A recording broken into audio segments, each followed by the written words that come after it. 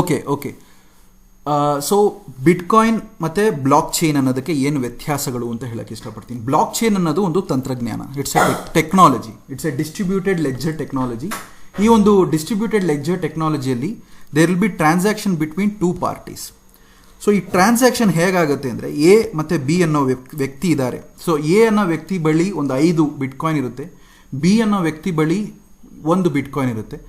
ಈ ಎ ಅನ್ನೋ ವ್ಯಕ್ತಿ ಬಿ ಅನ್ನೋ ವ್ಯಕ್ತಿಗೆ ಒಂದು ಬಿಟ್ಕಾಯಿನನ್ನು ವರ್ಗಾವಣೆ ಮಾಡ್ತಾರೆ ಅಂದರೆ ಅದರಲ್ಲಿ ಒಂದು ಫೀಸ್ ಅಂತ ಬರುತ್ತೆ, ಟ್ರಾನ್ಸಾಕ್ಷನ್ ಫೀಸ್ ಅಂತ ಬರುತ್ತೆ. ಅದಕ್ಕೆ ಈ ಟ್ರಾನ್ಸಾಕ್ಷನ್ ಫೀಸನ್ನು ಪ್ಲಸ್ ವರ್ಗಾವಣೆ ಮಾಡಿರುವಂಥ ಒಂದು ಬಿಟ್ಕಾಯಿನ್ ಏನಿದೆ ಇದನ್ನು ವೆರಿಫೈ ಮಾಡೋ ಒಂದು ಕಾರ್ಯ ಬಂದು ಬಿಟ್ಕಾಯಿನಿನ ನೋಡ್ ಮಾಡುತ್ತೆ.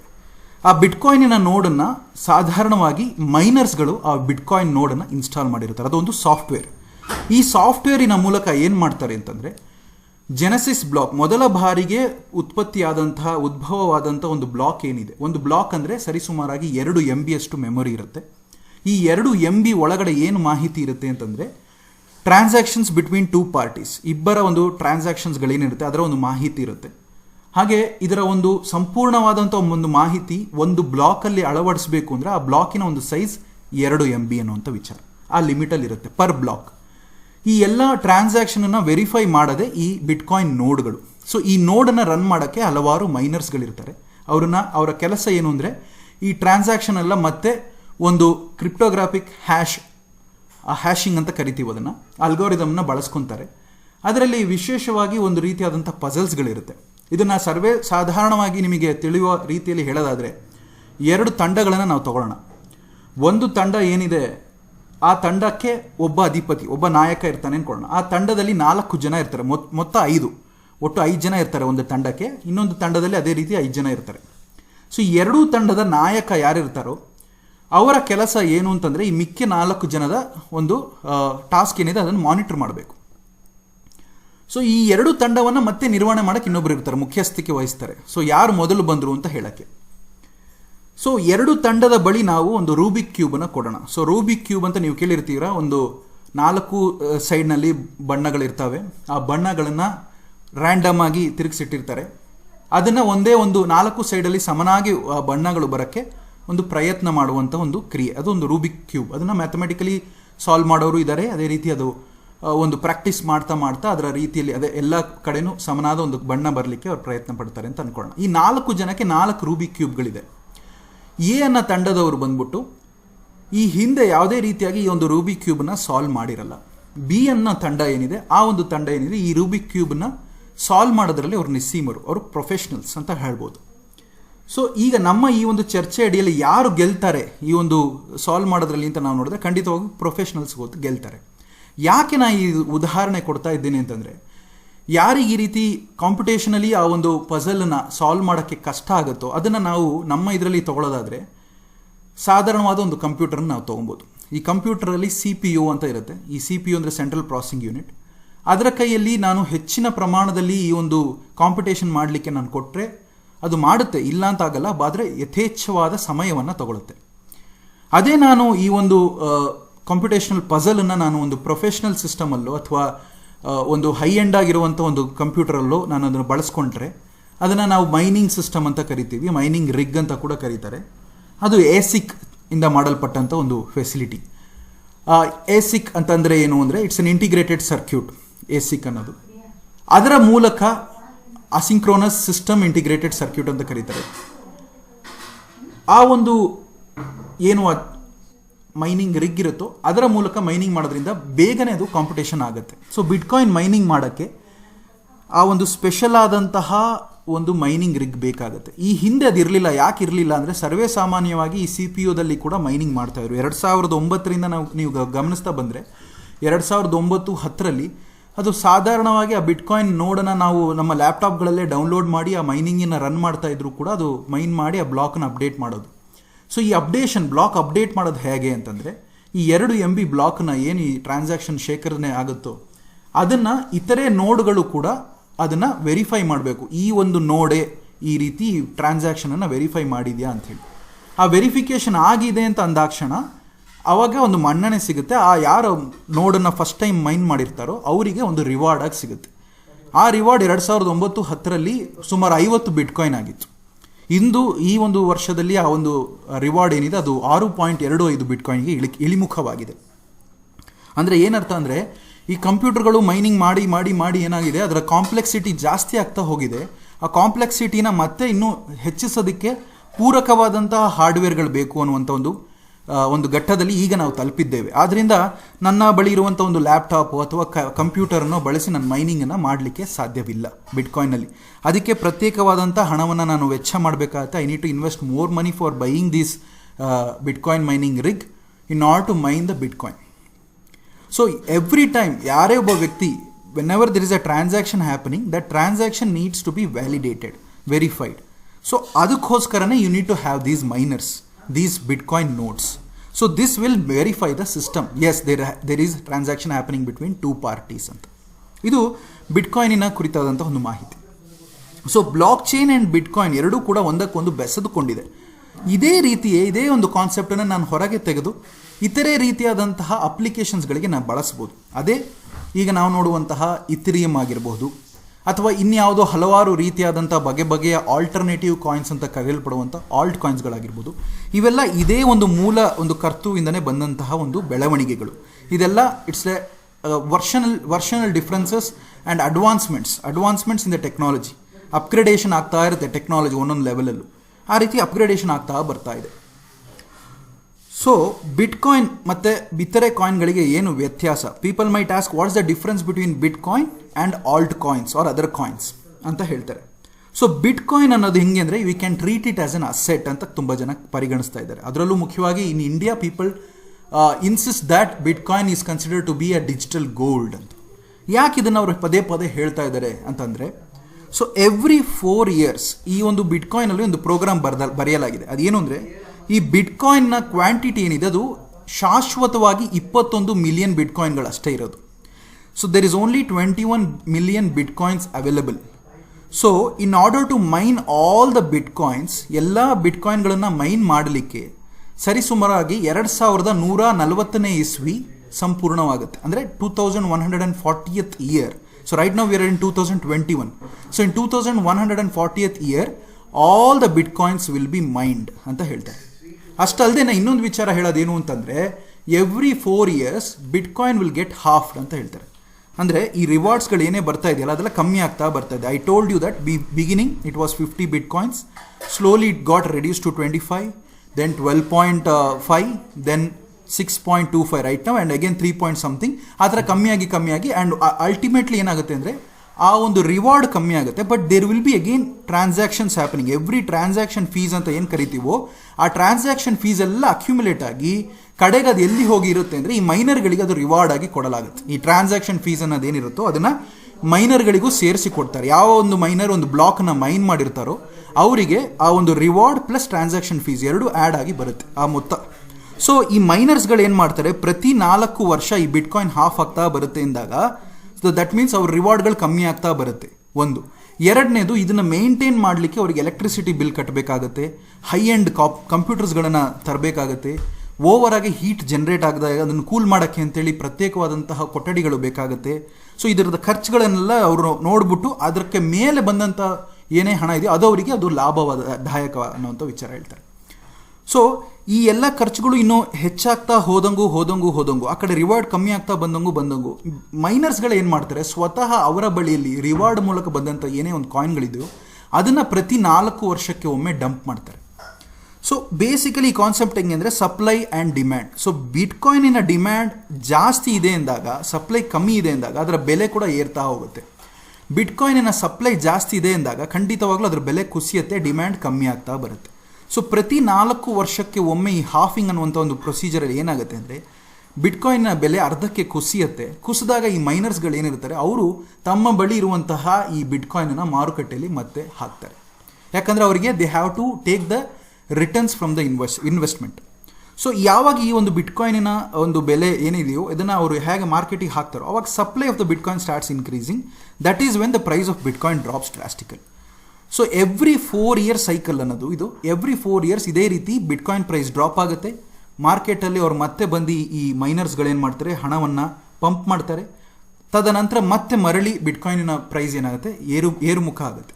ಸೊ ನಾವು 2009ರಿಂದ ಈಗ 2021ರವರೆಗೆ ಚಾರ್ಟ್ನ ತೆಗೆದು ನೋಡಿದ್ರೆ, if we C the chart from 2009 till 2021, we will see the value of the Bitcoin going up and up and up like anything. It goes on keeping increasing. It keeps on rising. It won't fall. ಯಾಕೆ ಅಂದರೆ for a short time it will fall, but in a longer window, in a longer horizon, it is always going up. So ಇದು ಈ ಒಂದು ಬಿಟ್ಕಾಯಿನ್ಗೆ ಸಂಬಂಧಿಸಿದಂಥ ಒಂದು ವಿಚಾರ. ಇದೇ ಬಿಟ್ಕಾಯಿನ್ನ ಒಂದು magazine ಏನಿದೆ, so there was a person called Vitalik Buterin ಅಂತ ಕರಿತೀವಿ. So he's a Canada based Russian. ಅವ್ರೇನು ಮಾಡ್ತಾರೆ, he started to write a magazine about bitcoins. So in 2015 he will team up with other people. So in that there were again Gavin Wood ಅಂತ ಇನ್ನೊಬ್ರು ಕೋ-ಫೌಂಡರ್ ಇದ್ದಾರೆ, ಹಾಗೆಯೇ Charles ಅಂತೇಳಿ ಇನ್ನೊಬ್ರು ಇದ್ದಾರೆ. So ಎಲ್ಲರೂ ಸೇರಿ ಇನ್ನೊಂದು ಹೊಸ ಒಂದು ಕರೆನ್ಸಿನ ಹೊರ ತರ್ತಾರೆ. ಆ ಒಂದು ಕರೆನ್ಸಿ ಹೆಸರು ಏನಂದರೆ ಎಥೀರಿಯಮ್ ಅಂತ ಕರೀತಾರೆ. ಸೊ ಈ ಎಥೀರಿಯಮ್ ಕೂಡ ಬಿಟ್ಕಾಯಿನ್ನ ಹಾಗೆ ಒಂದು blockchain. It's a distributed ledger technology. Anybody can go and see the transaction happening in the blockchain. ಅಂದರೆ ಯಾರ್ಯಾರೆಲ್ಲ ಈ ಬಿಟ್ಕಾಯಿನೋ ಅಥವಾ ಎಥೀರಿಯಮನ್ನು ತಗೊಳ್ಳೋದು ಮಾರೋದು ಮಾಡ್ತಾ ಇರ್ತಾರೋ ಅವರ ಒಂದು ಮಾಹಿತಿ ಏನಿದೆ, ಆ ಮಾಹಿತಿ ಕ್ರಿಪ್ಟೋಗ್ರಾಫಿಕಲಿ ಸೆಕ್ಯೂರ್ಡ್ ಆಗಿದೆ. ಬಟ್ ಆ ಒಂದು ಟ್ರಾನ್ಸಾಕ್ಷನ್ ಏನಿದೆಯೋ ಅದು ಎಲ್ಲವೂ ಕೂಡ ಬ್ಲಾಕ್ ಚೈನಲ್ಲಿ ಅಪ್ಡೇಟ್ ಆಗಿದೆ. ಇದನ್ನು ನೀವು ಬ್ಲಾಕ್ ಎಕ್ಸ್ಪ್ಲೋರರ್ ಅಂತ ಒಂದು ವೆಬ್ಸೈಟ್ ಇದೆ, ಒಂದು ಜಾಲತಾಣ ಇದೆ. ಅದರಲ್ಲಿ ನೀವು ಹೋದ್ರಿ ಅಂದರೆ ಅದರಲ್ಲಿ ನಿಮಗೆ ಎಥೀರಿಯಂ ಕುರಿತಾದಂಥ ಹಲವಾರು ಬ್ಲಾಕ್ಸ್ಗಳು ಸಿಗುತ್ತೆ. ಮೊದಲು ಬಂದಂಥ ಬ್ಲಾಕಿನ ಹೆಸರು ಜೆನೆಸಿಸ್ ಬ್ಲಾಕ್ ಅಂತ ಕರೀತಾರೆ. ಸೊ ನಂತರದಲ್ಲಿ ಬರುವಂಥ ಬ್ಲಾಕ್ಗಳೆಲ್ಲ ಹಾಗೆ ಅಪ್ಡೇಟ್ ಆಗ್ತಾ ಹೋಗುತ್ತೆ. ಪ್ರತಿ ಒಂದೊಂದು ನಿಮಿಷಕ್ಕೂ ಹಲವು ಸೆಕೆಂಡ್ಗಳಲ್ಲೂ ಅಪ್ಡೇಷನ್ ಆಗ್ತಾನೆ ಇರುತ್ತೆ ಈ ಬ್ಲಾಕ್. ಯಾರು ಇದನ್ನು ಅಪ್ಡೇಟ್ ಮಾಡ್ತಾರೆ ಅಂದರೆ ಮೈನರ್ಸ್ಗಳು ಅಪ್ಡೇಟ್ ಮಾಡ್ತಾರೆ. ಅವರೊಳಗಡೆ ಒಂದು ಕನ್ಸೆನ್ಸಸ್ ಮೆಕ್ಯಾನಿಸಮ್ ಅಂತ ಇರುತ್ತೆ. ಕನ್ಸೆನ್ಸಸ್ ಅಂದರೆ ಏನು ಅಂತಂದರೆ, ಉದಾಹರಣೆ ನಾನು ಕೊಡ್ತೀನಿ. ನಾವು ಶಾಲೆಯನ್ನು ತೊಗೊಳ್ಳೋಣ. We can take school as an example. I am a student. I have missed a class. ಒಂದು ಕ್ಲಾಸನ್ನು ಮಿಸ್ ಮಾಡಿದ್ದೀನಿ. But I have notebook with me. ನನ್ನ ಹತ್ರ ಒಂದು ನೋಟ್ ಪುಸ್ತಕ ಇದೆ. But I need to make a note of it. ಆ ನೋಟನ್ನು ನಾನು ಬರಿಬೇಕು. ನಾನೇನು ಮಾಡ್ತೀನಿ, ಮಿಸ್ ಆದಂಥ ಒಂದು ಕ್ಲಾಸನ್ನ ಮಾಹಿತಿನ ಹೇಗೆ ಕಲೆ ಆಗ್ಬೋದು? I can get the note from my friends. I can approach the teacher for the notes material, or I can ask any other friends apart from my bench. ನನ್ನ ಒಂದು ಮೇಜಿನ ಪಕ್ಕದಲ್ಲಿರುವಂಥ ಫ್ರೆಂಡ್ಸ್ಗಳನ್ನ ಮೂಲಕ ನನ್ನ ನೋಟ್ಬುಕ್ ತೊಗೊಂಡು ಮಿಸ್ ಮಾಡಿದಂತಹ ಆಬ್ಸೆಂಟ್ ಆದಂತಹ ಪಾಠಗಳನ್ನು ನಾನು ಬರ್ಕೊಬೋದು. ಅಥವಾ ನೇರವಾಗಿ ನನ್ನ ಶಿಕ್ಷಕರ ಹತ್ರ ಹೋಗಿ ನಾನು ಆ ಪುಸ್ತಕನ ತಗೊಂಡು ಅವರ ಮೆಟೀರಿಯಲ್ನ ತೊಗೊಂಡು ನಾನು ನೋಟ್ಸ್ ಬರ್ಕೊಬೋದು. ಅಥವಾ ಇದೇ ರೀತಿ ಬೇರೆ ಯಾವ ಮಾರ್ಗ ಇದೆ ಅದರ ಮೂಲಕ ನಾವು ಮತ್ತೆ ಆ ಮಿಸ್ ಆದಂಥ ಒಂದು ಕ್ಲಾಸಿನ ಒಂದು ಮಾಹಿತಿನ ಕಲೆ ಹಾಕ್ಬೋದು. Same concept comes here in bitcoin also, in blockchain also. Not only bitcoin, in every other blockchain which is public in nature. ಹೇಗೆ ಅಂದರೆ ಒಂದೊಂದು ನೋಡಲ್ಲೂ ಸಹ ಈ ಕಾಪೀಸ್ ಆಫ್ ಇನ್ಫಾರ್ಮೇಷನ್ ಇರುತ್ತೆ. ಸೊ ಇದೆಲ್ಲ ಕಾಪಿ ಆಫ್ ಇನ್ಫಾರ್ಮೇಷನ್ನು ಕ್ರಿಪ್ಟೋಗ್ರಾಫಿಕಲಿ ಸೆಕ್ಯೂರ್ ಆಗಿರುತ್ತೆ. ಸೊ ಒಬ್ಬರ ಬಳಿ ಈ ಒಂದು ಕಾಪಿ ಮಿಸ್ ಆಯಿತು ಅಂದ್ರೂ it can retrieve the information back from different nodes. So that is a beauty of this blockchain technology. So ಇದು ಪಬ್ಲಿಕ್ ಬ್ಲಾಕ್ ಚೈನ್ ಬಗ್ಗೆ ನಾನು ಮಾತನಾಡ್ತಿದ್ದೆ. ತದನಂತರ 2015ರಲ್ಲಿ ಎಥೀರಿಯಂ ಬಂತು. ಆಮೇಲೆ ಅಲ್ಲಿಂದನೂ ಕೂಡ ಹೊರಗಡೆ ಬಂದು ಚಾರ್ಲ್ಸ್ ಹಾಡ್ಕಿನ್ಸನ್ ಅನ್ನೋರು, ಅವರು he was the co-founder of Ethereum. He came outside of that and he started his own alt coin called Cardano ಅನ್ನೋದು ಬ್ಲಾಕ್ ಚೈನ್ಗೆ. ಕಾರ್ಡಾನೋ ಅನ್ನುವಂಥ ಒಂದು ಕ್ರಿಪ್ಟೋ ಕರೆನ್ಸಿಗೆ ಹೂ ವಾಸ್ ದ ಇನಿಷಿಯೇಟರ್ ಅಂದರೆ it was Charles Hoskinson. He was prior co-founder of Ethereum. ಈ ರೀತಿ ಹಲವು ಬಗೆಯಾದಂಥ ಹೊಸ ಕಾಯಿನ್ಗಳು ಹೊಸ ತಂತ್ರಜ್ಞಾನದ ಮೂಲಕ ಬಂದಿದೆ. ಎಥೀರಿಯಂನ ಬಿಟ್ಕಾಯಿನ್ಗೂ ಏನು ವ್ಯತ್ಯಾಸ ಅಂತಂದರೆ, so Ethereum is called as a global computer. So internet ಏನಿದೆ, ಈ ಇಂಟರ್ನೆಟ್ನ ಅಪ್ಗ್ರೇಡೇಷನ್ ಏನಿದೆ ಅದನ್ನು ನಾವು ಈಗ ಹೇಳೋದು ವೆಬ್ 3.0 ಅಂತ ಹೇಳ್ತೀವಿ. ಅಂದರೆ first it was web 1.0 and then came web 2.0. Web 2.0ದಲ್ಲಿ ಹೇಗೆ ಅಂದರೆ there will be a server, there will be a client. So the client will interact with the server. The server is centralised in nature. ಅಂದರೆ ಆ ಒಂದು centralised ಕೇಂದ್ರೀಕೃತ ವ್ಯವಸ್ಥೆಯಲ್ಲಿರುವಂಥ ಒಂದು server ಏನಿದೆ ಅದು ಹಲವಾರು ಮೆಸೇಜಸ್ಗಳನ್ನು ಕಳಿಸ್ತಾ ಇರುತ್ತೆ ಕ್ಲೈಂಟಿಗೆ. ಈ ಒಂದು ಸರ್ವರ್ಗಳು ಯಾವಾಗಲಾರು ಲೋಪವಾದಲ್ಲಿ ಮೇಂಟೆನೆನ್ಸಿಗೆ ಹಾಕೋಕ್ಕಾಗತ್ತೆ. ಉದಾಹರಣೆಗೆ ಹೇಳ್ಬೋದು ಅಂದರೆ ನಮ್ಮ ಬ್ಯಾಂಕನ್ನ ತೊಗೊಬೋದು. ಬ್ಯಾಂಕಲ್ಲಿ ನಾವು ಹಣ ವರ್ಗಾವಣೆ ಮಾಡ್ತಾ ಇರ್ತೀವಿ. ಕೆಲವೊಮ್ಮೆ ನಮಗೊಂದು ಮೆಸೇಜ್ ಬರುತ್ತೆ, ಏನು ಅಂದರೆ ಭಾನುವಾರ ಅಥವಾ ಶನಿವಾರ ನಮ್ಮ ಸರ್ವರನ್ನು ಮೇಂಟೈನ್ ಮಾಡಲಾಗಿದೆ, ಅಥವಾ ಒಂದು 6 ಗಂಟೆ ಕಾಲ ಇರೋದಿಲ್ಲ, ಒಂದು ದಿನದ ಕಾಲ ಇರೋದಿಲ್ಲ, ಅಥವಾ 10 ಗಂಟೆಗಳ ಕಾಲ ಅವಧಿಯಲ್ಲಿ ನಮಗೆ ಮೇಂಟೆನೆನ್ಸ್ ಇರುತ್ತೆ ಅನ್ನುವಂಥ ವಿಚಾರ ಹೇಳ್ತಾರೆ. ಹಾಗೆ ಹೇಳ್ಬೇಕಾದ್ರೆ ಏನಾಗುತ್ತೆ ಅಂದರೆ ಆ ಒಂದು ಸಮಯದಲ್ಲಿ ನಾವು ಬ್ಯಾಂಕಿನ ವರ್ಗಾವಣೆ ಮಾಡಲಾಗುವುದಿಲ್ಲ, ಇಂಟರ್ನೆಟ್ ಬ್ಯಾಂಕಿಂಗ್ ಮಾಡೋಕ್ಕಾಗಲ್ಲ. ಪ್ರಾಯಶಃ ನಾವು ATM ಅಲ್ಲಿ ಹೋಗಿ ಹಣವನ್ನು ತೊಗೊಂಬರ್ಬೋದು, ಅದು ಬೇರೆ ವಿಚಾರ. ಸೊ ಯಾಕೆ ಈ ಬ್ಲಾಕ್ ಚೈನ್ ಇಷ್ಟು ಪಾಪ್ಯುಲರ್ ಆಗಿದೆ, ಯಾಕೆ ಈ ಡಿಸ್ಟ್ರಿಬ್ಯೂಟೆಡ್ ಒಂದು ಲೆಡ್ಜರ್ ಟೆಕ್ನಾಲಜಿ ಪಾಪ್ಯುಲರ್ ಆಗ್ತಾ ಇದೆ ಅಂತಂದರೆ, ಇದರಲ್ಲಿ ಈ ಟ್ರಾನ್ಸಾಕ್ಷನ್ ಫೀಸ್ನ ಹೊರತುಪಡಿಸಿ ಯಾವುದೇ ರೀತಿಯಾದಂಥ ಒಂದು ಪ್ರೈಸ್ ಇಲ್ಲ. ಅಂದರೆ ಸರ್ವಿಸ್ ಚಾರ್ಜು ಅಥವಾ ಈ ರೀತಿ ಬೇರೆ ರೀತಿ ಮೇಂಟೆನೆನ್ಸ್ ಕಾಸ್ಟ್ ಆ ಥರ ಏನೂ ಇಲ್ಲ. ಈ ಮಾರ್ಕೆಟ್ 24/7 ಓಪನ್ ಇರುತ್ತೆ. ಈ ಕ್ರಿಪ್ಟೋ ಕರೆನ್ಸಿ ಮಾರ್ಕೆಟ್ ಅನ್ನೋದು ಯಾವಾಗ ಬೇಕಾದರೂ ಈ ದೇಶದ ಯಾವ ಮೂಲೆಯಲ್ಲಿ ಬೇಕಾದರೂ, ಪ್ರಪಂಚದ ಯಾವ ಮೂಲೆಯಲ್ಲಿ ಬೇಕಾದರೂ ನಾವು ಈ ಒಂದು ಕ್ರಿಪ್ಟೋ ಕರೆನ್ಸಿನ ಒಂದು ಮೊಬೈಲ್ ಆ್ಯಪಿನ ಮೂಲಕ ಖರೀದಿ ಮಾಡ್ಬೋದು, ಅಥವಾ ಆನ್ಲೈನಿನ ಮೂಲಕ ಇಂಟರ್ನೆಟ್ ಕನೆಕ್ಷನ್ ಇದ್ದರೆ ಸಾಕು ಅದನ್ನು ಖರೀದಿ ಮಾಡ್ಬೋದು. ಇದರಿಂದ ಏನು ಸಮಸ್ಯೆ ಉದ್ಭವ ಆಗುತ್ತೆ ಅಂತಂದರೆ, ಥರ್ಡ್ ಪಾರ್ಟಿ ಅಂತ ಕರೆಯಲ್ಪಡುವಂತಹ ಮೂರನೇ ವ್ಯಕ್ತಿಗಳು ಯಾರ್ಯಾರು ಇರ್ತಾರೋ ಅವರಿಗೆ ಇದರಲ್ಲಿ ಬಹಳ ಒಂದು ಹೊಡೆತ. ವಿಶ್ವದಲ್ಲಿ ಯಾರು ಬೇಕಾದರೂ ಎಷ್ಟರ ಪ್ರಮಾಣದ ಬೇಕಾದರೂ ಈ ಕ್ರಿಪ್ಟೋ ಕರೆನ್ಸಿನ ವರ್ಗಾವಣೆ ಮಾಡಬಹುದು ಅಂತ ಬಂದಾಗ, ವಿಶೇಷವಾಗಿ ಇದರಲ್ಲಿ ಹಿಂಜರಿಕೆ ಉಂಟಾಗುವುದು ಅಥವಾ ಭಯಭೀತರಾಗುವುದು ಯಾರು ಅಂದರೆ, ಈ ಹಣಕಾಸಿನ ವ್ಯವಸ್ಥೆ ಒಂದು ಭಯಭೀತ ಸ್ಥಿತಿಗೆ ಹೋಗುತ್ತೆ. ಯಾಕೆಂದರೆ ಈ ಹಿಂದಿನ ಇರುವಂಥ ವ್ಯವಸ್ಥೆಗಳು ಹೇಗಿದೆ ಅಂದರೆ, ತನ್ನದೇ ಆದಂಥ ಒಂದು ಪ್ರತ್ಯೇಕವಾದ ಬ್ಯಾಂಕ್ ಇರುತ್ತೆ. ಆ ಬ್ಯಾಂಕಲ್ಲಿ ಪ್ರತ್ಯೇಕವಾಗಿ ಹೂಡಿಕೆದಾರರು ಹಣವನ್ನು ಅಲ್ಲಿ ಜಮಾ ಮಾಡ್ತಾರೆ. ಅದರಲ್ಲಿ ಭಾಳಷ್ಟು ಜನ ಸಾಲವನ್ನು ಪಡ್ಕೊತಾರೆ. ಆ ಸಾಲವನ್ನು ಮತ್ತೆ ತೀರಿಸ್ತಾರೆ. ಬಂದಂಥ ಹಣದಲ್ಲಿ ಯಾರು ಹೂಡಿಕೆ ಮಾಡಿದಾರೋ ಅವ್ರಿಗೆ ಬಡ್ಡಿಯಾಗಿ ಕೊಡಲಾಗುತ್ತದೆ ಒಂದು ಫಿಕ್ಸ್ಡ್ ಡೆಪಾಸಿಟ್ ಮೂಲಕ. ಈ ಎಲ್ಲ ವ್ಯವಸ್ಥೆಯನ್ನು ಈಗ ಆನ್ಲೈನ್ನಲ್ಲಿ ಈ ಒಂದು ಕ್ರಿಪ್ಟೋ ರೆವಲ್ಯೂಷನಿಂದ, ಬ್ಲಾಕ್ ಚೈನ್ ರೆವಲ್ಯೂಷನ್ ಕ್ರಾಂತಿಯಿಂದ ಈಗ ಹೊಸದಾಗಿ ಇನ್ನೊಂದು ವರ್ಷನ್ ಬಂದಿದೆ. ಅದೇನು ಅಂದರೆ ಡಿಫೈ ಅಂತ ಕರೀತಾರೆ, ಡಿಸೆಂಟ್ರಲೈಸ್ಡ್ ಫೈನಾನ್ಸ್. ಅಂದರೆ ಏನು, ನೀವು ಈ ಕ್ರಿಪ್ಟೋ ಕರೆನ್ಸಿಗಳನ್ನು ಸಾಲವಾಗಿ ಪಡೆಯಬಹುದು, ಸಾಲವಾಗಿ ನೀಡಬಹುದು. ಅದೇ ರೀತಿ ಅದನ್ನು ನಾವು ಒಂದು ಅಕೌಂಟಲ್ಲಿ ಹಾಕಿ ಅದರ ಬಡ್ಡಿಯನ್ನು ನಾವು ತೊಗೊಬೋದು. ಹೇಗೆ ಹಣವನ್ನು ಈಗ ಒಂದು ಅಮೆರಿಕದಲ್ಲಿ ಒಂದು ಬ್ಯಾಂಕನ್ನು ಓಪನ್ ಮಾಡಿದ್ರೆ ಆ ಅಮೆರಿಕನ್ ಬ್ಯಾಂಕಲ್ಲಿ ಒಂದು ಫಿಕ್ಸ್ಡ್ ಡೆಪಾಸಿಟ್ ಇಟ್ಟರೆ ಅದಕ್ಕೆ ಒಂದು ಬಡ್ಡಿ ನನಗೆ ಅಮೆರಿಕನ್ ಡಾಲರಲ್ಲೇ ಹೇಗೆ ಬರುತ್ತೋ, ಅದೇ ರೀತಿ ಈ ಡಿಫೈಯಲ್ಲಿ ಯಾವ ಕರೆನ್ಸಿ ನನ್ನ ಬಳಿ ಇದೆ, ಕ್ರಿಪ್ಟೋ ಕರೆನ್ಸಿ, ಎಥರಿಯಮ್ ಆಗಿರ್ಬೋದು, ಬಿಟ್ಕಾಯಿನ್ ಆಗಿರ್ಬೋದು, ಕಾರ್ಡಾನೋ ಆಗಿರ್ಬೋದು, ಬೇರೆ ಯಾವುದೇ ಕರೆನ್ಸಿಗಳಿರ್ತಾವಲ್ಲ, ಈ ಕರೆನ್ಸಿಗಳನ್ನು ಅಲ್ಲಿ ಹೂಡಿಕೆ ಮಾಡಿ ಅದರ ಮೂಲಕ ನಾನು ದಿನದ ಬಡ್ಡಿಯನ್ನು ಕೂಡ ತಗೊಳ್ಳುವಂಥ ಅವಕಾಶಗಳಿದೆ. ಭಾಳಷ್ಟು ಡಿಫೈಗೆ ಸಂಬಂಧಪಟ್ಟಂತೆ ಭಾಳಷ್ಟು ಕ್ರಾಂತಿ ನಡೀತಾ ಇದೆ. ಬಹಳಷ್ಟು ದೇಶಗಳು ಇದರ ಕುರಿತಾಗಿ ಭಾಳ ಚರ್ಚೆಗಳು, ವಿವಾದಗಳು ಅಲ್ಲಲ್ಲಿ ಉದ್ಭವ ಆಗ್ತಾ. ಇದರಿಂದ ಏನು ಹೇಳ್ತಾ ಬರ್ತಾರೆ ಅಂದರೆ, ಮುಂದೆ ಬರುವಂಥ ದಿನಗಳಲ್ಲಿ ಒಂದು ಮೊಬೈಲ್ ಫೋನೇ ಒಂದು ಬ್ಯಾಂಕ್ ಆಗಿಬಿಡುತ್ತೆ. ಅಂದರೆ ಆ ಮೊಬೈಲ್ ಫೋನಲ್ಲಿ ನೀವು ಸಾಲ ತೊಗೊಬೋದು, ಸಾಲನ ಕೊಡ್ಬೋದು, ಬಡ್ಡಿನ ತೊಗೊಬೋದು, ಅಥವಾ ಅದನ್ನು ಹಂಚ್ಬೋದು ಬೇರೆಯವರಿಗೆ, ಅಥವಾ ಹಣ ವರ್ಗಾವಣೆ ಮಾಡ್ಬೋದು. ಈ ಫಾರಿನ್ ಎಕ್ಸ್ಚೇಂಜ್ ಅನ್ನುವಂಥ ಕಾನ್ಸೆಪ್ಟೇ ಹೋಗ್ಬಿಡುತ್ತೆ. ಈಗ ವಿಶ್ವದಲ್ಲಿ ಯಾರು ಬೇಕಾದರೂ ಎಷ್ಟು ಪ್ರಮಾಣದಲ್ಲಿ ಬೇಕಾದರೂ ಕ್ರಿಪ್ಟೋ ಕರೆನ್ಸಿನ ಕೊಳ್ಳುವುದು ಅಥವಾ ಮಾರುವುದು ಮಾಡ್ಬೋದು. There is no need of foreign exchange or forex here. So these markets are getting hugely impacted. ಇವ್ರಿಗೆ ಬಹಳಷ್ಟು ಒಂದು ಭಯ ಶುರುವಾಗಿದೆ. ಯಾಕೆಂದರೆ ಈ ಒಂದು ವ್ಯವಸ್ಥೆ ಬಂತು ಅಂದರೆ ಪ್ರತಿಯೊಬ್ಬ ವ್ಯಕ್ತಿಯ ಕೈಯಲ್ಲಿ ಒಂದು ಇಂಟರ್ನೆಟ್ ಇದೆ, ಒಂದು ಮೊಬೈಲ್ ಫೋನ್, ಸ್ಮಾರ್ಟ್ ಫೋನ್ ಇದ್ದರೆ ಸಾಕು, ಆ ವ್ಯಕ್ತಿ, that individual himself is a bank. He can lend money, he can borrow money, he can exchange the money, he can transfer the money to different places in various locations, and that will be convenient for them. And it is up to the customer's convenience. He can go anywhere, do anything, whatever he wants. So ಆ ಒಂದು independence ಸಿಗ್ತಾ ಇದೆ. So ಈ ಒಂದು ವಿಚಾರಕ್ಕೆ ಬಹಳಷ್ಟು ಇದಕ್ಕೆ ಕುರಿತಾಗಿ ಚರ್ಚೆಗಳು ನಡೀತಾ ಇದೆ. ಅದರಲ್ಲಿ ಇನ್ನೊಂದು ವಿಧಾನ ಏನಿದೆ, ಒಂದು KYC ಮಾಡುವಂಥ ವಿಧಾನ ಇದೆ, ಇನ್ನೊಂದು KYC ಇಲ್ಲದೂ ಹಣ ವರ್ಗಾವಣೆ ಆಗುವಂಥ ಸಾಧ್ಯತೆ ಇದೆ. ಈ ಒಂದು ವಿಚಾರಗಳನ್ನು ನಾನು ಸುದೀರ್ಘವಾಗಿ ಹೇಳ್ತಾ ಹೋಗ್ತೀನಿ. ಹಾಗೆ ಇನ್ನೊಂದು ರೋಚಕವಾದ ಒಂದು ಕಥೆಯನ್ನು ಕೂಡ ಹೇಳ್ತೀನಿ. ಅದು ಕಥೆ ಅಲ್ಲ, ಅದು ಇತಿಹಾಸ ಅಂತಲೇ ಹೇಳ್ಬೋದು. ಅದೇನು ಅಂತಂದರೆ, ಅಮೆರಿಕದಲ್ಲಿ ಒಂದು ಕಂಪನಿ ಇತ್ತು. ಆ ಕಂಪನಿ ಡಾರ್ಕ್ ವೆಬ್ನ ಬಳಸಿ ಬಹಳ ಅನೈತಿಕ ಚಟುವಟಿಕೆಗಳನ್ನು ಆ ಕಂಪನಿಯ ಮೂಲಕ ನಡೆಸಲಾಗ್ತಾ ಇತ್ತು. ಅಮೆರಿಕದಲ್ಲಿ ಕೂಡ ಇದಕ್ಕೆ ಕುರಿತಾಗಿ ಹೇಗಾದರೂ ಮಾಹಿತಿನ ಕಲೆ ಹಾಕಬೇಕು ಅಂಥೇಳಿ ಆ ಸರ್ಕಾರ ತೀರ್ಮಾನ ಮಾಡಿತು. ಆ ಕಂಪನಿ ಹೆಸರು ಸಿಲ್ಕ್ ರೋಡ್. ಆ ಸಿಲ್ಕ್ ರೋಡ್ ಅನ್ನುವಂಥ ಒಂದು ಕಂಪನಿ ಏನಿದೆ, ಅವ್ರು ಏನು ಮಾಡ್ತಾರೆ, ಈ ಅಂತರ್ಜಾಲದಲ್ಲಿ ಹೋಗಿ ಡೀಪ್ ವೆಬ್ಬಿನ ಮೂಲಕ ಬಹಳಷ್ಟು ನಾನು ಹೇಳಿದಂಗೆ ಅನೈತಿಕವಾದಂಥ ವಿಚಾರಗಳನ್ನು ಅಲ್ಲಿ ಆ ಜಾಲತಾಣದಲ್ಲಿ ಅವರು ಹರಡಲಾಗಿತ್ತು. ಅದರ ಮೂಲಕ ಜನರು ಬಿಟ್ಕಾಯಿನಿನ ಮೂಲಕ ವರ್ಗಾವಣೆ ಮಾಡ್ತಾಯಿದ್ರು. ಆದ್ದರಿಂದ ಬಹಳಷ್ಟು ಜನರಿಗೆ ಒಂದು ತಪ್ಪು ಕಲ್ಪನೆ ಇದೆ. ಅದೇನೆಂದರೆ, ಬಿಟ್ಕಾಯಿನ್ ಅನ್ನೋದು ಅನಾನಿಮಸ್, ಅಂದರೆ ಯಾರಿಗೂ ಗೊತ್ತಿರಲ್ಲ ಈ ಹಣ ಎಲ್ಲೋಗುತ್ತೆ, ಹೇಗೆ ಬರುತ್ತೆ ಅನ್ನುವಂಥ ವಿಚಾರ ಅಂತ ಹೇಳಿ.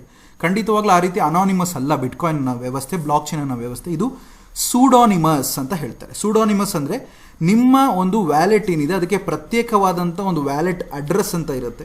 ಆ ಅಡ್ರೆಸ್ ಮೂಲಕ ಯಾರು ಬೇಕಾದರೂ ಹಣವನ್ನು ವರ್ಗಾವಣೆ ಮಾಡಬಹುದು. So this is pseudonymous in nature. Bitcoin as well as other currencies are maximum it is like pseudonymous in nature.